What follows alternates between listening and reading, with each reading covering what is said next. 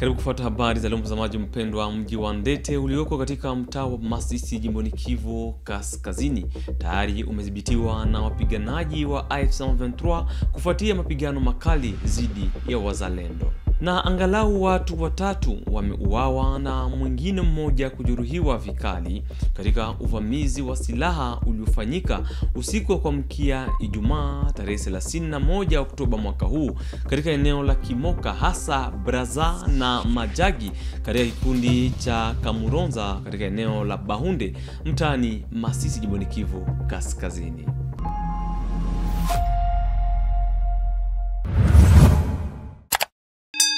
Mji wa Ndete ulioko katika mtaa wa Masisi jimboni Kivu Kaskazini umedhibitiwa tayari na wapiganaji wa AFC M23 tarehe 30 Oktoba mwaka huu kufuatia mapigano makali na wazalendo. Maelezo na Blaise Basabose.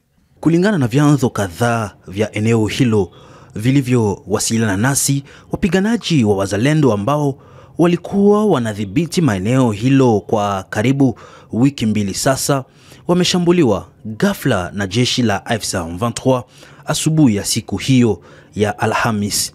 Baada ya mapigano makali yaliyodumu kwa saa kadhaa, wazalendo walilazimika kuondoka katika ngome zao. Vyanzo hivyo vinasema kuwa hali bado ni ya wasiwasi katika maeneo hilo. Mlio wa risasi na mabomu mepesi na mazito iliendelea kusikika hadi jioni, jambo lililosababisha hofu kubwa kwa wakazi wa maeneo hilo.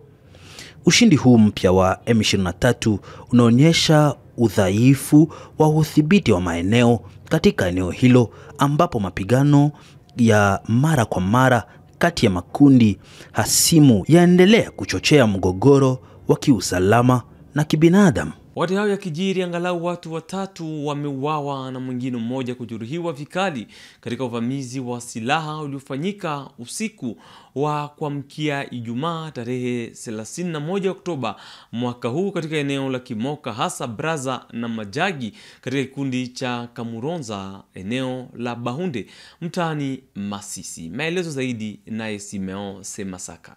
Selon des sources locales, les assaillants ont soudainement pris pour cible certains habitants, ouvrant le feu et causant la mort de 3 civils. Les raisons de cette attaque demeurent pour l'instant inconnues. Parmi les victimes figurent Makeri, Rwangindi, Kiahi, Mawazo et Mukufi Mbamfu, tous résidents de Kimoka. Leur disparition plonge la communauté locale dans la consternation et la peur. Une incursion a effectivement été signalée à Kimoka où 3 personnes ont été tuées.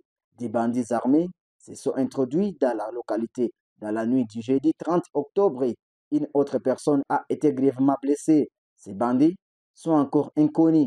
Nous ne savons pas les raisons de leur attaque, témoigne un habitant sous anonymat. Le blessé, identifié comme Sadiki Kyorohia, a été hanté par balle. Il a été rapidement acheminé dans une structure sanitaire de la place pour recevoir les premiers soins avant une éventuelle évacuation vers un centre mieux équipé.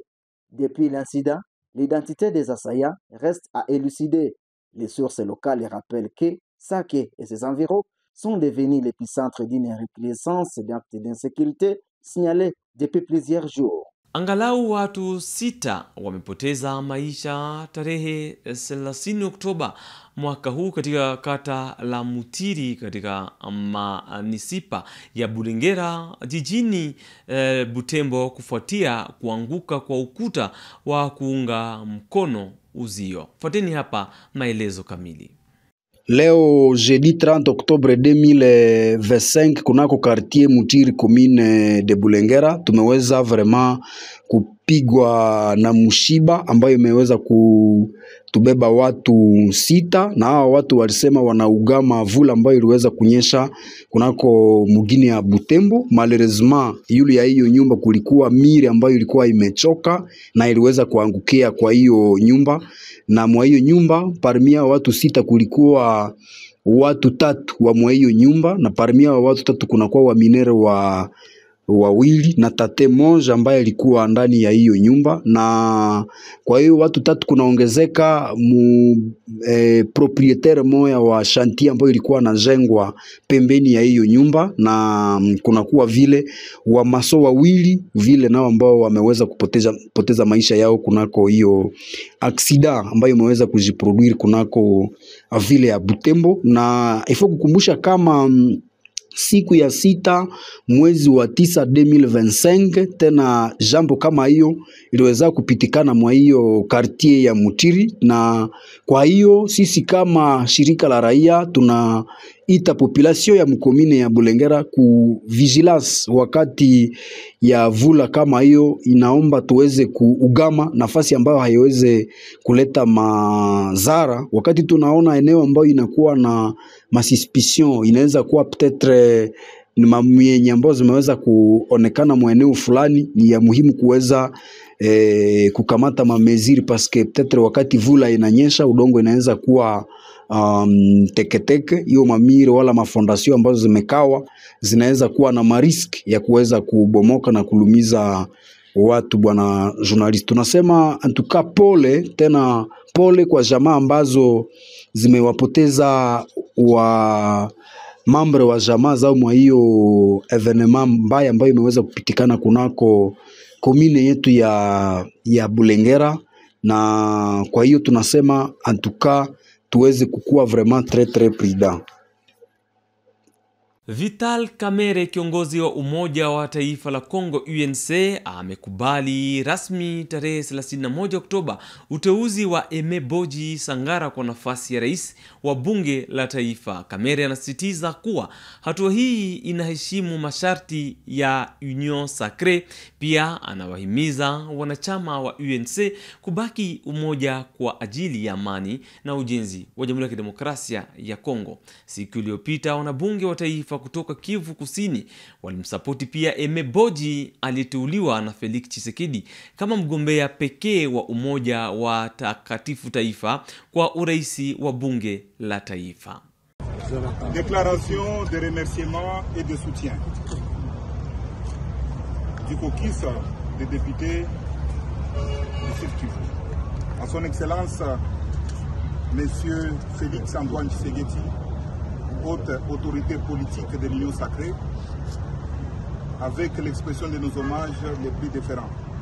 Nous, députés nationaux, élus de la province du Sud Kivu, exprimons notre profonde gratitude à son excellence M. Félix Antoine Tshisekedi, haute autorité politique de l'Union Sacrée, pour la marque de confiance témoignée à notre collègue et digne fils de la province du Sud Kivu, l'honorable Aime Boji Sangara, en le désignant parmi les 12 prétendants comme candidat de la majorité parlementaire au poste de président de l'Assemblée nationale. Cette désignation constitue une reconnaissance méritée des qualités humaines et professionnelles de l'honorable Aime Boji Sangara, dont l'engagement, la rigueur, l'expérience institutionnelle et la loyauté envers les idéaux de la République ont toujours été exemplaires dans l'exercice de ses fonctions antérieures. En cette circonstance, nous réaffirmons notre attachement aux valeurs portées par l'Union Sacrée de la Nation et renouvelons notre soutien indéfectible à son Excellence Monsieur le Président de la République, son Excellence Félix Antoine Tshisekedi Tshilombo, haute autorité politique de l'Union Sacrée de la Nation, pour son leadership éclairé et sa capacité à fédérer les forces politiques autour d'une vision commune de servir la République démocratique du Congo. Nous appelons ainsi l'ensemble des députés nationaux, toute sensibilité confondue, à se rallier à cette décision stratégique de la haute autorité politique et à accorder leur confiance à l'honorable Aime Boji Sangara, seul et unique candidat de l'Union sacrée de la nation à la présidence de l'Assemblée nationale.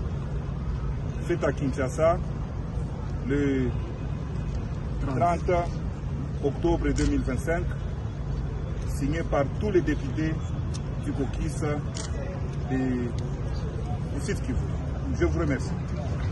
Tukibaki jimboni Kivu Kusini, vikosi vya usalama vya AFC M23 vimefanya operesheni ya kufunga eneo katika Panzi katika jiji la Bukavu, ambako wamepata silaha mbalimbali za moto, silaha za jadi na dawa za kulevya. Kazi hii inakusudia kuimarisha usalama katika eneo hilo na kupambana na uhalifu.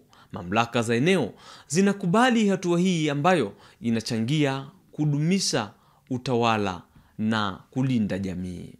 C'est un joli coup de filet qui a été réalisé le matin de ce jeudi 30 octobre 2025 par le service de sécurité de l'Alliance Fleuve Congo AFC M23 dans la ville de Bukavu, chef-lieu de la province du Sud Kivu. 3 armes à feu du type AK-47 et leurs chargeurs et une quantité de munitions, des armes blanches et autres instruments servant pour casser les portes, ainsi qu'une quantité de chanvre ont été récupérés après un bouclage. Cette opération de grande envergure a été menée dans les quartiers Panzi sous les avenues Jean Mirou au 1er, Kamagema 1, 2, 3 et 4, mais aussi à l'entrée du camp militaire. Les commandants de brigade de l'armée révolutionnaire congolaise ARC, accompagnés de celui de la police, ont présenté les effets au maire de la ville de Bukavu, Ladis Muganza Wakando et son adjointe Céline Nyota, dans l'enceinte de l'école Antonio de Kamagema devant la population de cette entité. Tour à tour, les 2 commandants ont exhorté la population de Panzi à collaborer étroitement avec les services de sécurité et de bannir la discrimination, le tribalisme et toute autre forme de comportement qui nuise à la cohésion sociale de population. Ils ont terminé leur speech par la sensibilisation des jeunes à intégrer l'armée révolutionnaire congolaise. L'occasion faisant les larrons, le commandant de la police a présenté devant ces rassemblements 7 enfants mineurs arrêtés par les services de l'intelligence du mouvement révolutionnaire les nuits précédentes, armes blanches à la main à Panzi. Ces enfants mineurs étaient présentés à l'autorité provinciale le mercredi 29 octobre 2025. Boussouangouin Chombo, gouverneur de province, a alors décidé leur retour sans délai dans leurs familles respectives, raison de leur présence à Panzi pour la reconnaissance de membres de famille. À son tour, le maire de Bukavu, Ladis Muganza Wakandwa, a appelé la population de Panzi à la vigilance. Il a annoncé la création d'une brigade d'autodéfense qui va travailler avec les services de sécurité. Désormais, les jeunes actifs qui ont la bonne volonté de développement de leurs avenues seront désignés comme des chefs en remplacement de ceux inactifs. Après un échange avec la population dans les avenues sous opération de bouclage, un dernier avertissement a été donné à ceux qui vont continuer à coopérer avec les ennemis de la paix. L'homme 23 ne reculera d'aucun centimètre de territoire libéré, mais gagnera davantage de terrain jusqu'à Kinshasa, souligne le commandant de brigade. Tous les jeunes récupérés par les services de sécurité pendant le bouclage ont été relâchés à la satisfaction de membres de leurs familles respectives.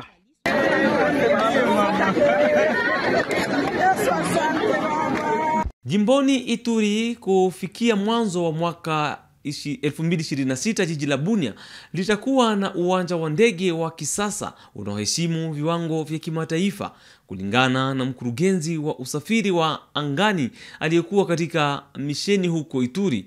Maendeleo haya yanajitokeza katika muktadha ambao kuna maendeleo makubwa yanaonekana katika usalama na maendeleo ya ndani licha ya hali ya dharura iliyopo ama etat de siege.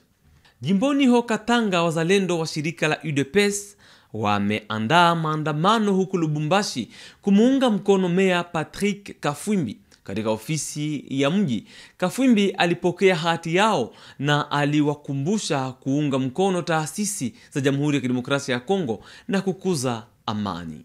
Huko Kinshasa, waziri wa sheria Guillaume Ngefa amepokea Andi Baswe, baba wa binti mdogo Dahilia aliyefariki katika kuanguka kwa ukuta huko Kinshasa tarehe 2 Mei mwaka huu. Baswe alieleza maumivu ya familia yake iliyoathirika na janga hili la kumpoteza mtoto. alilaumu kampuni ya Modern Construction kwa uzembe. Kesi hii ipo mikononi mwa mahakama. Waziri alitoa pole zake na kuahidi kufuatilia masuala yanayohusiana na ulinzi wa watoto nchini Jamhuri ya Kidemokrasia ya Kongo, hasa huko mji mkuu wa Kinshasa. Mpendwa mtazamaji, ni pamoja na habari kutoka Kinshasa ndio tunakomesha habari za leo idhaa Kiswahili ya Kivu Morning Post TV. Tunatangaza moja kwa moja kutoka mjini Goma, mashariki mwa Jamhuri ya Kidemokrasia ya Kongo. Tukutane mwanzoni mwa juma kwa habari zingine.